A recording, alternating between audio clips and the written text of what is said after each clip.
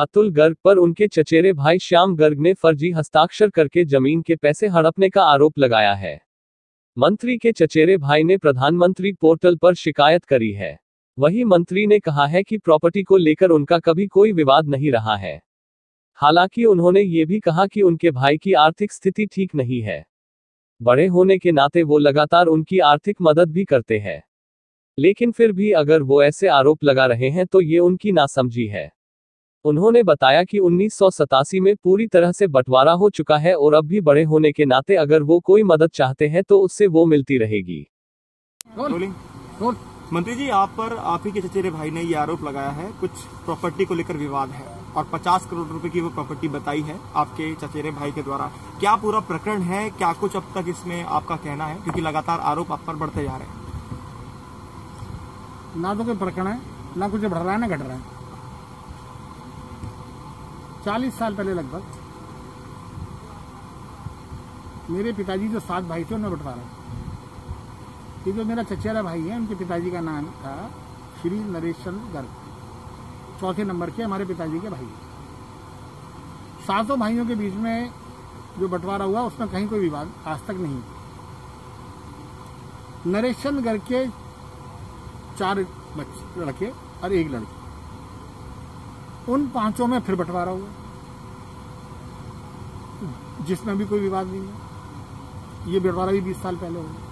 उस बंटवारे में श्याम गर्ग जिसका विवाद है, उसके हिस्से में जो प्रॉपर्टी, मकान, दुकान और जो सामान आया, जो प्रॉपर्टी आई और जो हमारे परिवार की जो सबसे प्रेस्टिजियस दुकान थी कपड़े की, वो उसने 6 साल में बेच दी।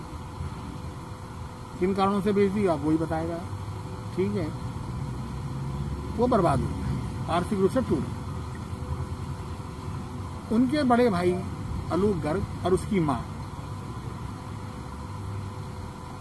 हमारी चाची, ये लोग उसकी देखभाल आज भी करते हैं, उसको घर के खर्चे का पैसा देते हैं। लेकिन जितना पैसा उसे घर खर्च में मिलता है वो उससे संतुष्ट नहीं। उसके लिए जब मेरे पिताजी जिंदा थे तो उसने मेरे पिताजी पे भी आरोप लगाए। पिताजी के बाद में मेरे ऊपर भी कई बार आरोप लगाए। तो आरोप इसलिए लगाता है कि जिससे हम दबाव बना करके उसके पैसे बढ़वा दें, क्योंकि हम घर के बड़े माने जाते हैं और ध्यान आकर्षित करने के लिए।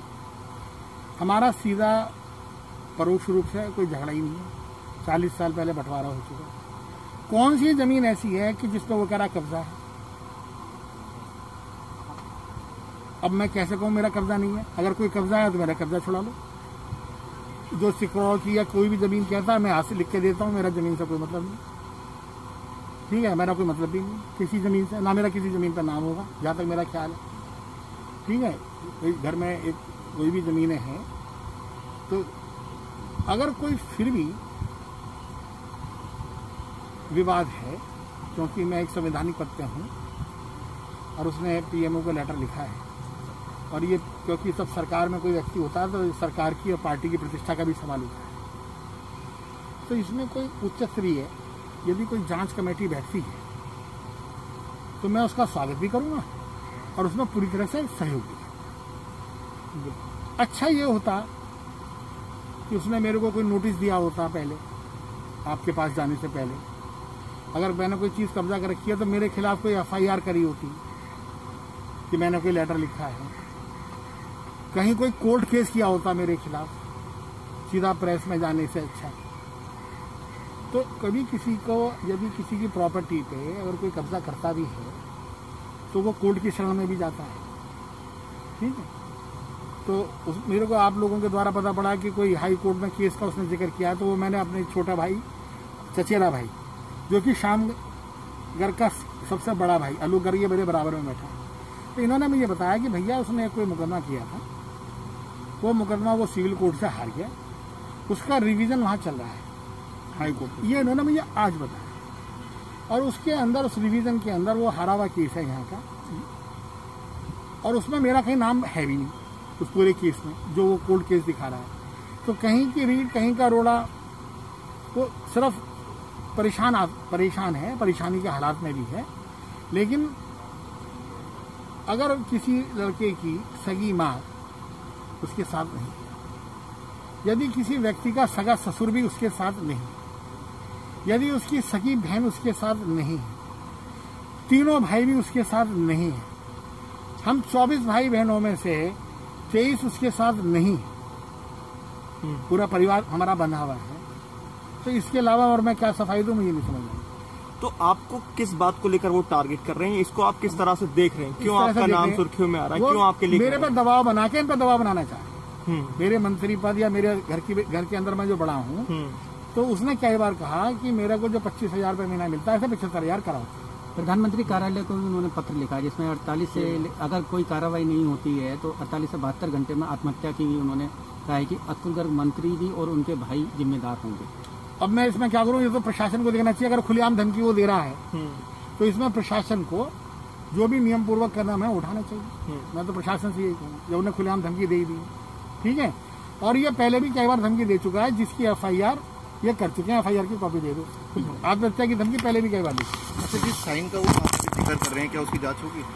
मुझे नहीं पता क्या मामला है, वो जाने।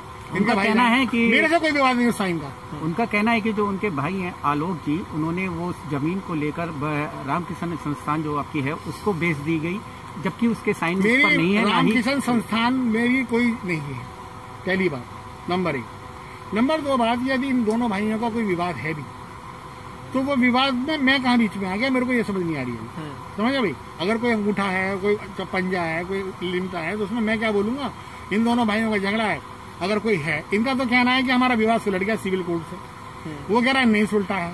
तो अगर कोर्ट में मैटर चल रहा है तो कोर्ट देखेगी, और उसमें भी विवाद मेरे से तो है ही नहीं। अगर विवाद है तो इन भाइयों का आपस में। जिस फ्लैट में वो रह रहे हैं, उनका आरोप है कि उसमें आपके द्वारा भी कुछ हस्तक्षेप किया जा रहा है, उनको निकाला जा रहा है। मैं कैसे निकाल सकता हूँ यार किसी मैं चलो इतना वायदा कर देता हूँ। किसका फ्लैट है वो? हमारा ये अनुज के नाम से। चलो मैं इनसे कह दूंगा उस फ्लैट से नहीं निकालेंगे, मतलब इनका फ्लैट है, मेरा कोई मतलब नहीं है, लेकिन उसे घरवान से बेघर ना करा जाए। जी, ठीक है। ये मैं प्रेस के सामने इन दोनों भाइयों को डांट के कह रहा हूँ कि इसे नहीं निकालना, ठीक है। और बताइए, और सुनिए, उसकी रोटी पानी की चिंता पूरा परिवार फिर भी करेगा, चाहे वो कितने हमले हम पे करे। उसके बच्चों की चिंता पूरा परिवार करेगा, क्योंकि वो हमारे खानदान का आदमी है। समझे भाई?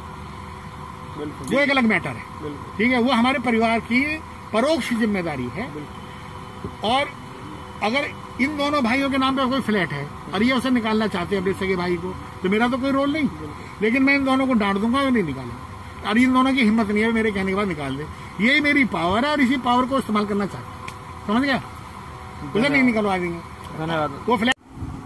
श्याम जी, पहले तो हम आपसे जानना चाहेंगे कि अतुल जी के आप कौन लगते हैं और अतुल जी के साथ क्या मामला चल रहा है आपका? अतुल गर्ग जी, आदरणीय अतुल गर्ग जी मैं उनके सभी चाचा का लड़का हूँ। आज तक मेरे 5 साल से मेरे दादाजी और पिताजी की संपत्ति का झगड़ा चल रहा है। दादाजी की संपत्ति में अतुल भैया भी हिस्सेदार हैं, हम सारे सब, मेरे चाचा, मेरे भाई लोग सब हिस्सेदार हैं। परंतु जब मुझे पता चला एक मुकदमा 1993 में बनाया गया, जिसमें मेरे नकली साइन अंगूठा छाप है, उसका मैंने अपने अधीक्षक महोदय से कहा तो उसकी कंप्लेंट करी।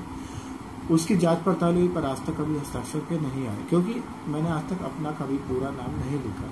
यही कारण है कि सब मुझे दबाया जा रहा है और आज तक मुझे निर्णय नहीं मिल पाया है। अच्छा, क्या मामला है आपका? मतलब जमीन को लेके आपने अब आगे क्या करा? कोर्ट गए, पुलिस में गए, कुछ बातचीत करी किसी से?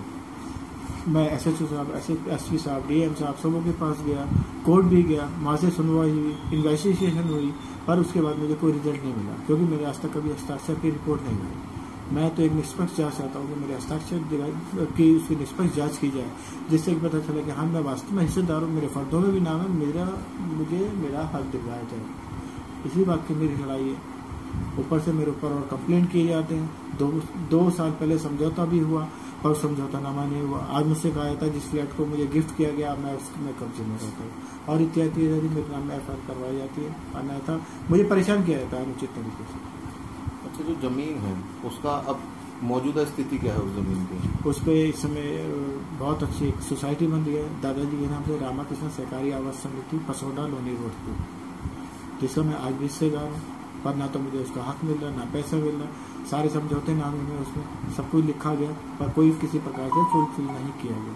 क्या अतुल जी से बात हुई आपको इस चीज? मेरी 2-2.5 साल पहले बात हुई, उसके बाद मैं 4-5 बार गया, पर मुझे बाहर से भगा दिया जाता है। अभी मैं बहुत 6 महीने से परेशान हूँ। मैंने उन्हें व्हाट्सअप किया, कि भैया मैं परेशान हूँ, ऐसे मुझे व्यवस्था करवाई जाए। वो पढ़ तो लेते हैं पर ना तो उनका कोई फ़ोन आता, ना कोई जवाब मिलता, ना मुझे किसी प्रकार से कोई मदद मिल रही है। क्या चाहते हैं लोग? मैं तो अब ये चाहता हूँ मेरी निष्पक्ष जांच करवाई जाए। जो मेरे दादाजी पिताजी की संपत्ति है, जो मेरे भाई लोग कंप्लेंट करते हैं, मुझे मेरे बच्चों को उसका हक दिलवाया जाए, जिससे कि हम लोग अपना जीवन निर्वाह कर सकें। इसके अलावा मुझे कोई कंप्लेंट नहीं है किसी से। बस मैंने इसी उद्देश्य से प्राइम मिनिस्टर महोदय, जन सुनवाई मुख्यमंत्री महोदय को लिखा कि निष्पक्ष जांच करवा के मुझे हक दिलवाया जाए।